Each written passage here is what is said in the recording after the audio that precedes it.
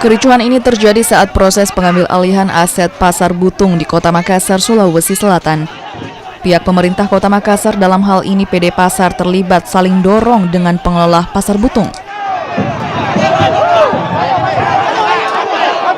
Beruntung kericuhan tak berlangsung lama setelah petugas kepolisian yang berada di lokasi melerai kedua belah pihak.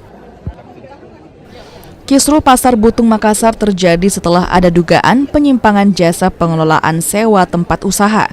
Kasus ini pun bahkan telah dalam proses penyelidikan Kejaksaan Negeri Makassar.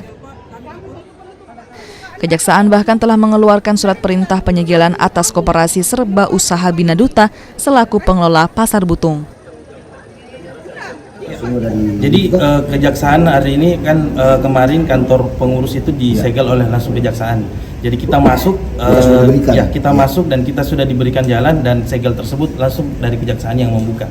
Jadi apa yang kita lakukan ini itu berdasarkan surat edaran Kejaksaan Negeri Makassar, terus kemudian berdasarkan surat perintah penyegelan kantor Koperasi Serba Usaha Bina Duta.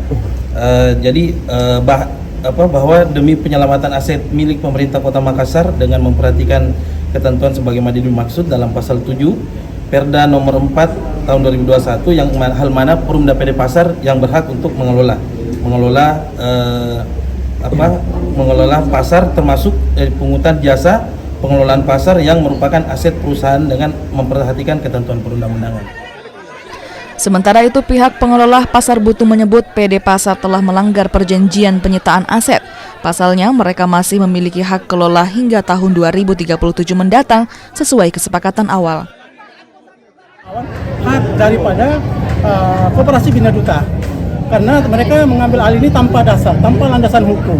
Karena pengelolaan Pasar Butung yang dilakukan oleh Koperasi Bina Duta berdasarkan adanya surat kerjasama, adanya surat adendum yang dibuat antara PT Latundung dengan PD Pasar bersama dengan Koperasi Bina Duta. Karena di sini dulu pada saat ada investor itulah yang membangun Pasar Butung ini. Makanya berdasarkan adendum itu penguasaannya, pengelolaan Pasar Butung sampai tahun 2037 masih ada 15 tahun. Meski sempat terjadi kericuhan, namun aktivitas Pasar Butung dipastikan tetap akan berjalan seperti biasa. Hal ini agar aktivitas jual beli di pasar grosir itu tetap bisa berjalan. Rama Pratama, Kompas TV.